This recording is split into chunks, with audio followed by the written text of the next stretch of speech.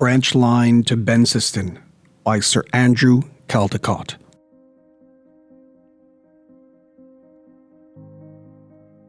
Chapter 1. Although to know Adrian Frent was not necessarily to like him, he interested me from the very first. If his life contained much of the ordinary, the manner of his death was very far out of it. The biographical portion of these notes is therefore by way of preface to the mystery of his end.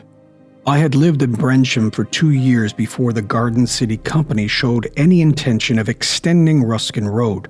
So long as it remained a cul-de-sac, the peace of my bachelor homestead would remain undisturbed, for beyond it lay only a wilderness of weed and bramble between the road's end and the Bren River.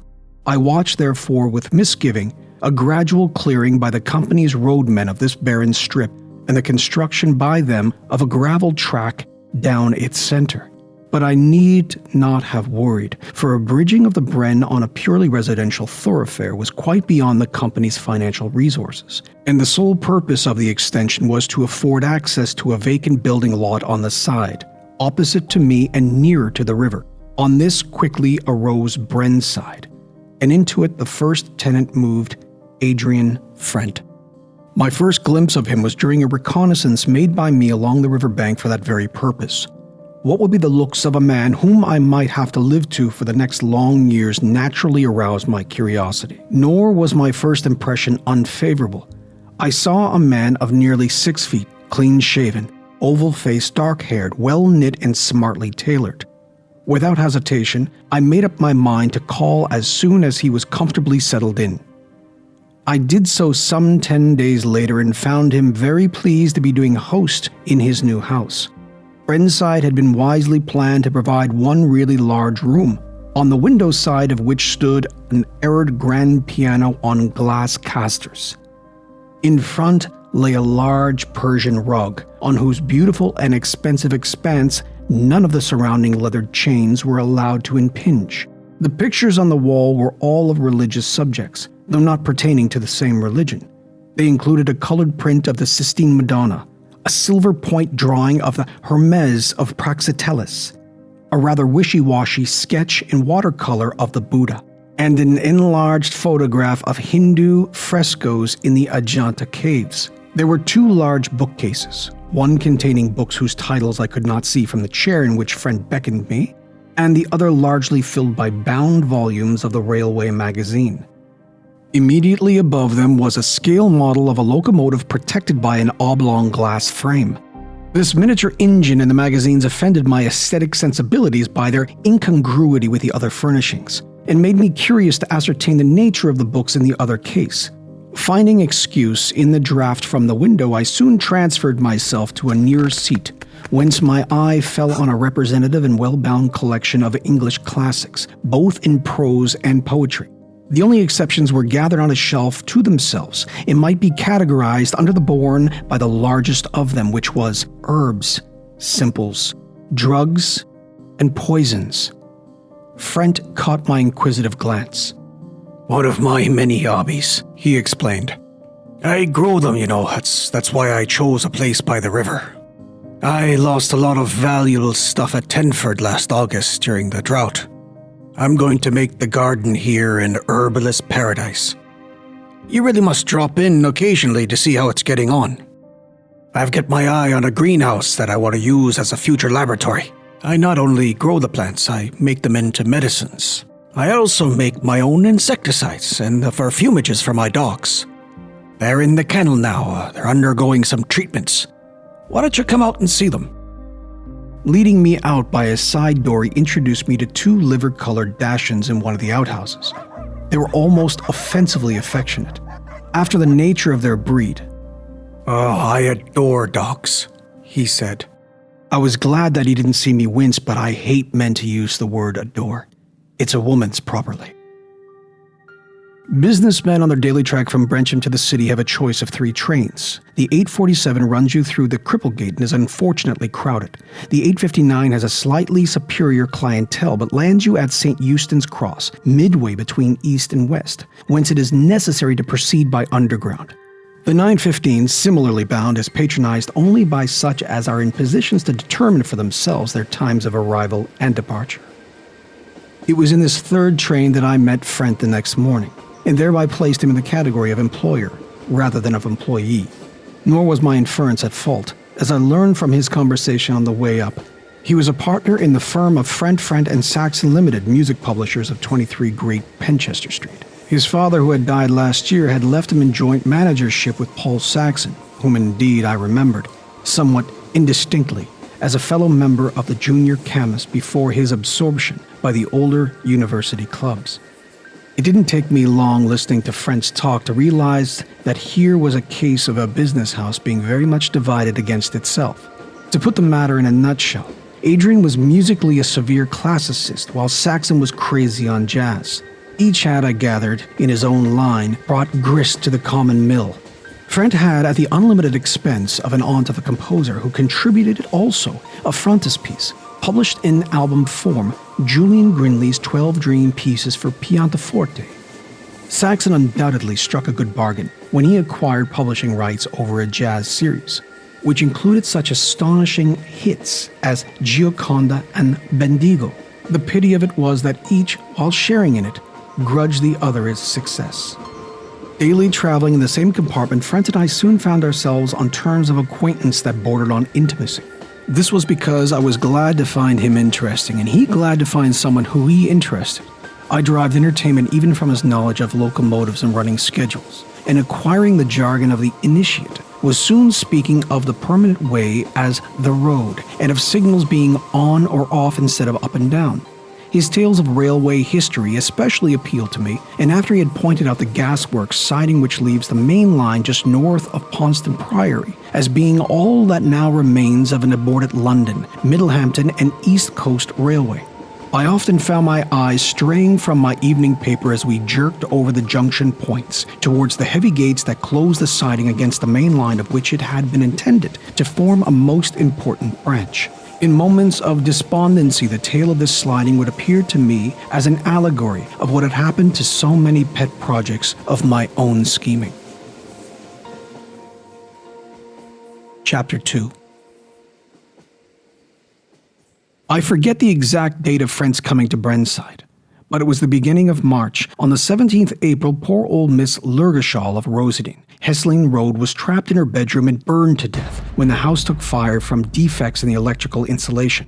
Rosedene and Brenside had been designed by the same architect, and in both plans the front and back stairs occupied respectively the fore and rear of the middle section of the building. This arrangement, comparing it to a central flue, the coroner described it as a death trap, a criticism so characteristic of a coroner's obiter dicta naturally passed unheeded by hundreds of people whose houses were on a similar plan, but not by Adrian Frent. "So what are you going to do about the stairs?" he asked me. "Nothing," I replied. "And you?" "I'm going to have a fire escape put in the box room next to the bedroom." "It'll cost you something." "Oh, not much. All one needs is a trap door and a length of rope. We used to have several of them at my prep school. In case of emergency, one lifts the trap, throws down the rope, and swarms down it hand over hand. Cheap and easy. I'm a bit of a carpenter, as you know, and I cut the trap door yesterday. Now all that remains to do is get a rope. You'll need a staple to fix it," I pointed out. "And that means a hole through the wall and a plate." "I know an odd job man that'll fix this up at a very small charge in no time at all. I do suggest you do the same." I've recorded that conversation for the reason, as well as for another which will appear later, that it well illustrates a basic defect in Frent's character. He was always starting things without full consideration of their full implications and dropping them when he ran up against difficulties. In the present instant, the example which he bade me to follow was never set, for neither staple nor rope eventuated. He just forgot about them. It was the same story with his piano playing. He had excellent taste and touch, but I have seldom known him to play a piece right through. As soon as he came to a tricky passage, he would break off with a "Sorry, I'm out of practice."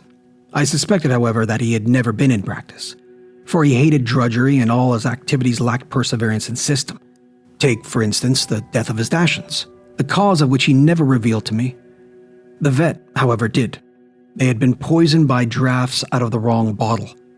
How a man who prided himself on concocting his own insecticides and vermifuges could have been so careless past my comprehension. Nor did the loss of these pets cause him any observable sorrow. I sometimes wondered in the fact whether he did not derive a greater pleasure from the artistic little headstones that he had placed over their graves than any that the dogs ever afforded him while alive. As these sentences flow from my pen, I am conscious that they become increasingly critical of Adrian Frent.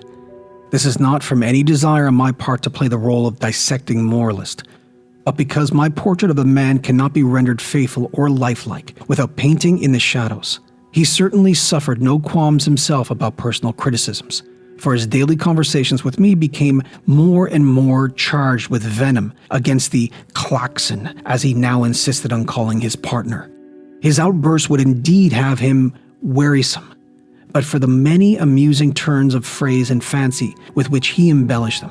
Nevertheless, my conscience would sometimes accuse me of abetting slander, and by way of appeasing it, I argued to myself that, by allowing Frent to blow off steam, I was preventing the accrual to his animosity of any explosive quality that might be generated by enforced repression.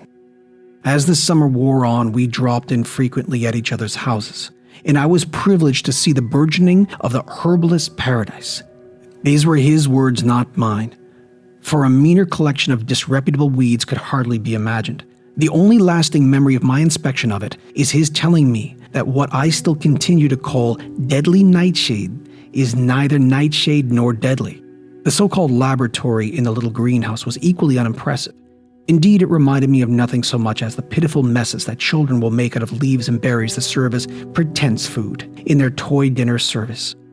I could not but remember the sad end of those two dachshunds, and found myself viewing this disarray of bottles, tins, and saucers with mounting distaste. Frent, perhaps, discerned these thoughts. "Come along indoors," he said. "I'll play the March Funèbre out of that Beethoven sonata." The movement contains no really difficult passages, and he did it justice. It little occurred to me that it was the last thing I should hear him play. Chapter 3. September the 14th is my birthday, and I'm able to set the date with certainty against the events that follow. I had lunched at his club with my brother Gerald, taking the afternoon off, made to catch the 3:30 at St. Eustane's Cross. I had hardly settled down in a corner seat before, to my surprise, in got Frent. I'd never known him to take so early a train before, and the fuss that he was in made me ask the reason. "I'm done with Saxon, and we will have to dissolve partnerships. I just hate him and all his works, and he knows it and he trades on it. All our publications are now on his side of the show. I simply have to agree to everything he demands in order to get him out of my room. He knows how I loathe whistling and humming, but he hums, or whistles, his filthy jazz the whole working day. Blast him! He rubs it in too about my daily bread being buttered with croon and swing. That Lulu on the Lilo tune is the rottenest stuff the house has ever published. And yet it's netted us some 300 quid already. Tainted money, I call it." At this point, Frent thumped his dispatch case into the luggage rack and stood over me while he continued. "And now this morning he comes and leans over my desk, breathing his beastly flu into my very nostrils. He knows well enough how prone I am to colds and how careful I have to be to avoid infection. And then to cap it all, he asked me to lend him my quack sniffle cure, as he thinks it funny to call it. Well, he asked for it, and he's got it. I hope it chokes him." "As your worm mixture did the dachshunds?" I laughed, interposed. Frent slowly sat down and scowled at me. It was the first time that I'd made him angry. "Can't you let me forget those damn dogs?" he snapped, and then added self-pityingly, "What I need is a rest, and a change of a scene. Saxon's put all my nerves on the edge." As the train glided out of the gloom and the roofed terminus into unimpeded daylight, I was shocked to see Frent's face. It was line-drawn and gray, an ugly yellow-gray. The man was patently unwell. "I'm sorry, old man," I said sympathetically. "If I were you, I would take a long weekend and run down to the seaside." "That's a good idea," he muttered, and for the next quarter of an hour made a show of reading the evening paper, though his attention appeared far from concentrated on it. The rolling stock used on the 330 consists chiefly of old six-wheelers, and progress became bumpy as we gained speed. After rattling through Ponce and Priory Station, the carriage gave a bigger jolt than usual over the siding junction and something felt tinkling onto the floor. Frant's pince-nez, always precariously perched, had been jerked off his nose, and I waited for him to pick them up. He remained, however, stock still with his fingers outspread on his knees, staring down at the paper which had fallen over his feet. He looked so dazed and helpless that, stooping forward myself, I picked up the pince-nez and handed them up to him. After regarding them curiously for a few moments, he lifted his eyes questioningly to mine and said, "Thank you, sir, but are you sure they're mine?" "They were on your nose a moment ago." "Oh, were they? I had forgotten. You must excuse me, but everything seems suddenly to have gone out of my head. It's quite extraordinary. For instance, your face seems familiar to me, and I feel sure that we must have met each other before. But at that moment, I'd entirely forgotten your name. I'm so sorry." Not only Frant's face, but the impersonal note in his voice, as though he were repeating a lesson, startled and distressed me. I felt relieved somehow that there was no third person in the compartment to overhear the conversation. He was undoubtedly seized by some sudden illness and consequent abnormality, and it must devolve on me to get him home to Brentside safely and without incident. It is strange how in emergency one sometimes finds the policeman element in one's character, taking charge and directing operations. It was so now, for I heard myself addressing Frant in a calm and custodial manner that surprised me. "My name's Johnson and yours is Frant," I said. "We live next to each other in Ruskin Road, Brensham. It's the next stop. You've been working too hard and worrying too much, and as a result your brain has gone temporarily on strike. But don't bother about that. Go on reading your paper." I picked it up. "And when we reach Brensham, I'll see you home and call the doctor. He'll soon put you right again." Frant received my remarks with a passive and childlike acceptance, and save that I experienced an uncomfortable sensation of walking with a somnambulist, we reached Brentside without trouble. Having explained to the parlor maid that her master had been taken ill, I got him to lie down on a sofa and I rang up Dr. Jameson. The latter was around within 5 minutes, and having looked at Frant and taken his pulse, he peremptorily and monosyllabically enjoined, "Bed." A telephone inquiry of the Brensham District Nursing Guild elicited that Nurse Margison was immediately available, and in less than half an hour she had Frant and Brentside in her charge. "Let's drop in at your place and I'll prescribe for you too," said Jameson as we walked away. "Oh, you must have had an anxious time getting this fella home." He joined with me in taking his own prescription. It was a stiff one. Frant lay in bed 5 days before recovery. He was described by Miss Margison as an ideal patient, which meant that he had slept most of the time, asked no questions, and did whatever she told him. It was on the second or third day that I read in the morning paper of Paul Saxon's death from influenza. The attack, a severe one, had been aggravated by acute gastric complications and had terminated fatally in pneumonia. Frant's fulminations against his partner had led me to envision a Philistine of the Philistines.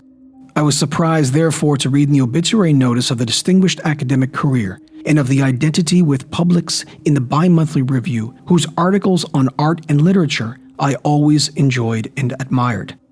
I was permitted to visit Frant at the very outset of his recovery. His first request was indeed that he might see me. Considering that he might be said to have lost his self for several days, I found him almost incongruously self-possessed. Before him lay a letter from Lister, his company's manager, reporting the circumstances of Saxon's death. "How extremely annoying of him," Frant complained. "To die just when the doctor orders me a holiday. I simply must clear up the mess he will have left, and it will take several weeks.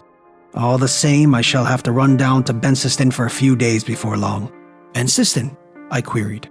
Frant's face suddenly showed again.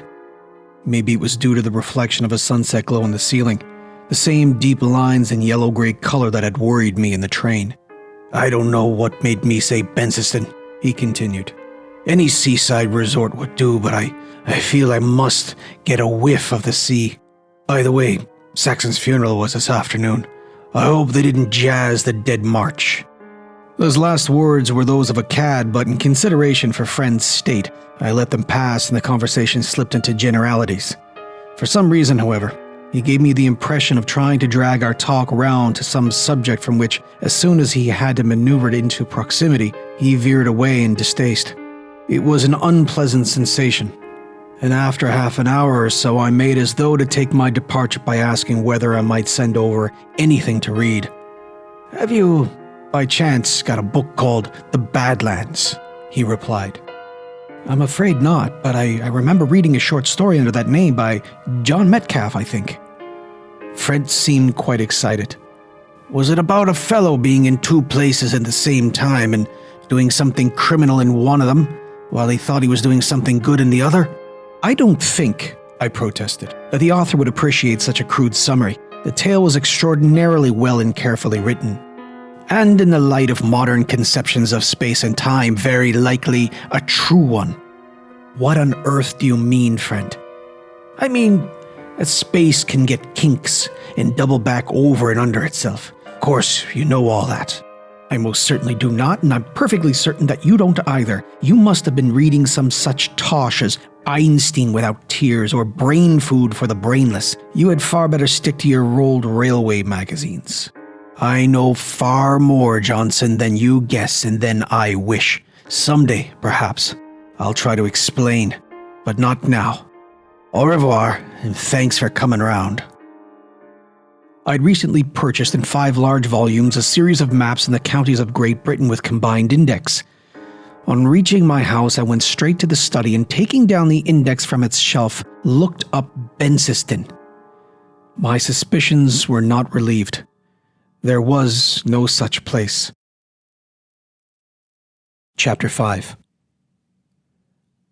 I never met Frent again in the train after his recovery.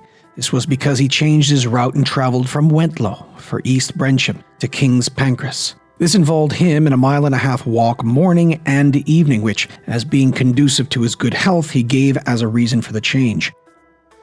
His looks, however, belied that explanation.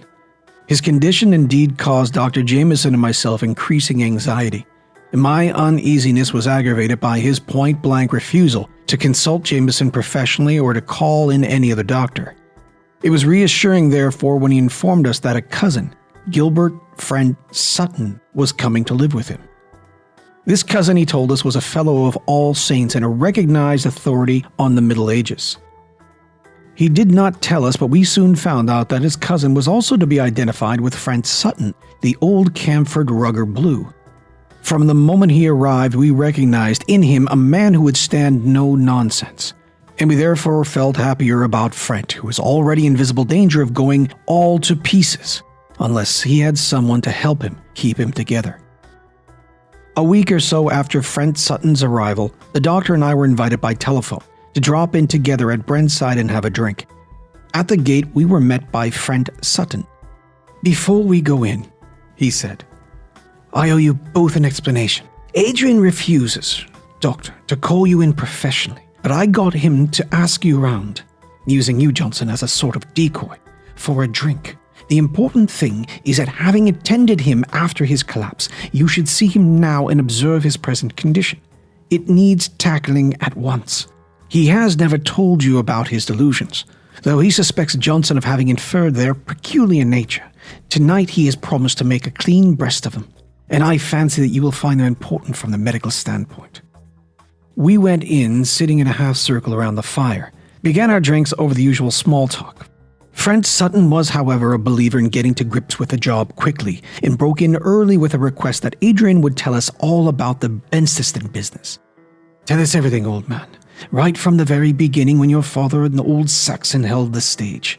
"I'll try," responded Frent, not at all averse to becoming the center of our interest. "And I'll make it as short as I can. Our firm's name, is Frent and Saxon, and that is because when my father turned the show into a limited liability company, he kept a third share for himself and reserved a second third for me, against the day when I should have grown up and proved my business capacity, while he allowed his manager, old Saxon, to take up the remaining third share. Old Saxon's boy and myself were unfortunately of the same age, and wherever my father sent me, to Heathcote, Witchingham, and Oxbridge, old Saxon must need to send Paul. He dogged my footstep everywhere, and at both schools and later at the varsity. He excelled me both in games and work, My parents took shame from the inferiority and perpetually upbraided me with letting them down. As a result, I grew to hate Paul and detested him the more for a desire on his part to fraternize. Finally, we entered into the firm's business simultaneously. I to be my father's greatest disappointment and Paul to be his right-hand man, and at old Saxon's death, his energetic partner. Paul also inherited money from an aunt and my father. In appreciation of his work, allowed him to purchase the share in the business which he had earmarked for me. On my father's death, therefore, I had only the 1/3 share in the business, which I inherited from him against Paul's too. Frent and Saxon had become in reality Saxon and Frent. I was permanently number 2 to my life's enemy. And during every day and hour of our partnership, my hatred for him proliferated. It possessed my whole being. I don't very often go to church, but I'd done so on the Sunday preceding my collapse in the train, and it was the parson's sermon that brought home to me the full significance of my hatred. He was preaching on sins of intention and quoted that text about a man committing fornication in his heart if he looks upon a woman lasciviously. The same logic, the parson pointed out, applies to the other commandments. Many people might regard themselves as pretty safe against the breach of the 6th. But we must remember that anybody who allowed his imagination to dwell on how much nicer things would be if only so-and-so were out of the way had already committed murder in his heart. I at once realized this to be true. I was murdering Paul daily, and quite clearly it was my duty both to him and myself that I should cut adrift from our partnership. Nevertheless, I delayed doing it, fearing the explanation which Saxon would demand and the loss of employment in which it must land me. This delay added further fuel to my hate. You will remember, Johnson, how in the train that day, you joked about the possibility of the cold cure which I had lent to Saxon, proving as deadly as the dose that killed my dogs. That jest of yours brought me, with a jerk, bang up against the actuality that I had, in passing the bottle to Saxon, thought how easy and pleasant it would have been to hand over some poisonous mixture. If any such had been to hand, I tried to keep my mind off this memory by reading the paper, but without success, and then endeavored to concentrate on other thoughts. Johnson knows my fondness for railway history, and I told him how an important railway project had ended ignominiously in a gasworks siding. I forced myself now to imagine what would have been the route of the abortive London, Middlehampton and East Coast Railway, and what might have been the livery of its rolling stock.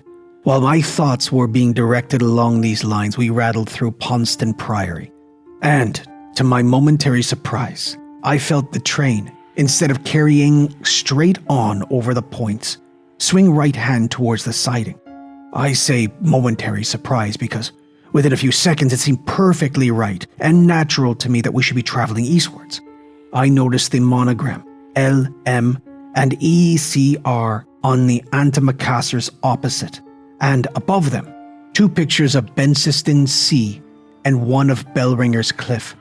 The scenery through which we were passing was also familiar, and I knew, before reaching Benceston, the train would stop at Latteridge Junction to pick up passengers. I also had a certain foreboding that among the passengers we should pick up would be Paul Saxon, and so it turned out. As the train glided in, I spotted him out of the corner of my eye and surreptitiously watched him enter a compartment 3 doors off from mine. At Benceston West he got out, and I heard him tell a uniformed porter from Fotheringham Hotel to take up his suitcase. That gave me my cue. I journeyed on to the East Station and took up my quarters at the Porchester. Paul and I, therefore, had a good 3 miles between us, and ample space in which to avoid each other. This, however, was not to be. Walking next day along the summit of Bellringer's Cliff, I suddenly heard a whistling of that filthy tune, Lulu on the Lido, followed by a loathsomely hearty, "By Jove, how are we? Fancy meeting you up here. I say, what a magnificent view of the sea one gets." He stood on the edge of the cliff. Gazing seaward, I took a hurried look to the right and left. We were alone. Striking him from behind on both shoulder blades, I caused him to overbalance and fall forward. I was alone, my heart thumped with the joy of quick decision and prompt execution. Glancing at my wristwatch, I saw that it was 3:15. I started singing and was just about to peer over the edge in order to see if Saxon's body had fallen on the rocks above or below the tide level, when a large hand grabbed me by the arm and swung me round, so I faced inshore. My aggressor was a man over 6 feet in broad and proportion. "Oi, I'll see you to the police station," he said. "And mind you, no tricks. Give me your right hand." I suppose that I fainted. Everything seemed to go misty and black. The next thing of which I became conscious was lying in bed, here in this house. Now you 3 persons listening to my story have doubtless relegated this Benceston part of it to the realm of dreamland, and that was my intention also. In order to prevent any recurrence of the stimuli that led to the nightmare, I gave up travelling to London via Ponston and used the other line to King's Pancras. In doing so, I forgot that I had returned from Benceston, not by train, but in a faint or swoon. And I soon learned to my horror that this process was reversible. During the past few weeks, I have revisited Benceston how many times in trance or swoon. I have stood my trial there for murder and heard sentence of death pronounced on me. The governor of Benceston prison had told me that my execution takes place tomorrow morning at 8. Give me brandy, Gilbert.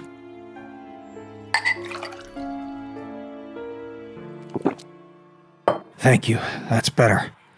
Now, I want all 3 of you to be here at that time tomorrow morning to protect me, and I will tell you why.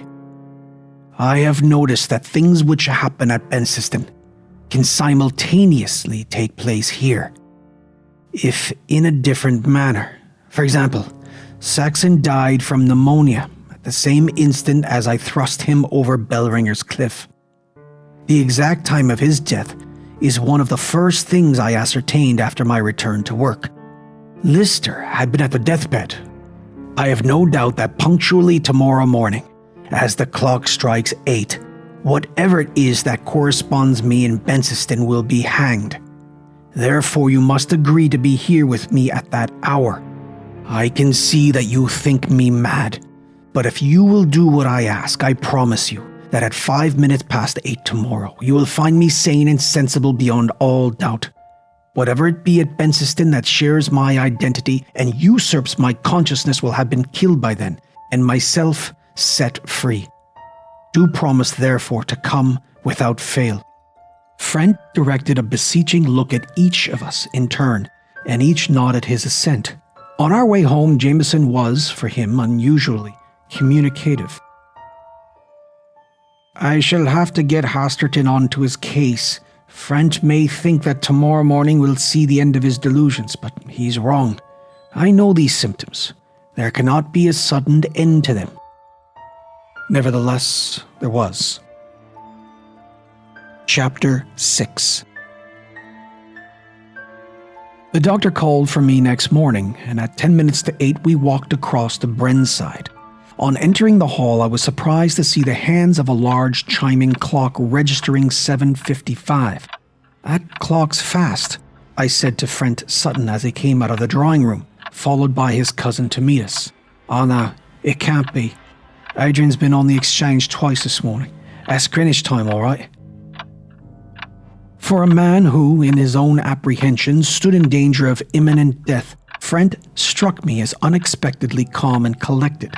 He bade us take chairs facing the clock, and we must have looked a strange group as we sat watching the dial. The tick of the pendulum acquired unusual sonority, owing to our silence. A silence dictated for 3 of us by our consciousness of the fatuity of the whole proceeding. A click and a cluck, followed by a whirring of small wheels, heralded the chimes, and I saw Frent dig his fingers into the leathered arm of his chair. The interval between the chimes and the hour gong seemed interminable. But At last the 8 strokes droned out. And as we had foreseen, nothing whatever happened. And now you chaps must celebrate my release. Thanks ever so much for seeing me through. We can't very well have whiskey at this hour, though. Gilbert, tell Ada to bring my coffee quickly while I dash upstairs and get a handkerchief. Both cousins had thus left the room when Jameson exclaimed suddenly, "What's that?" "What's what? Listen." The morning breeze made them faint, but we heard unmistakably the chimes of Benceston Parish Church, and then the distant boom of the great hour bell. Simultaneously there came from almost above our heads a noise of rending, a cry, a crash, and nearer to us still, a dull, heavy thud. We rushed down the back passage, where we ran into friend Sutton as he hurried out from the pantry. In the wooden ceiling above us gaped a yard-square hole, and immediately below lay the ruin of a trap door, with hinges torn from the supporting joist. It was Frent's fire escape. Over what was close beside it the doctor now leaned, and having lifted one end, laid it gently back. "Finish," he said. "Broken neck."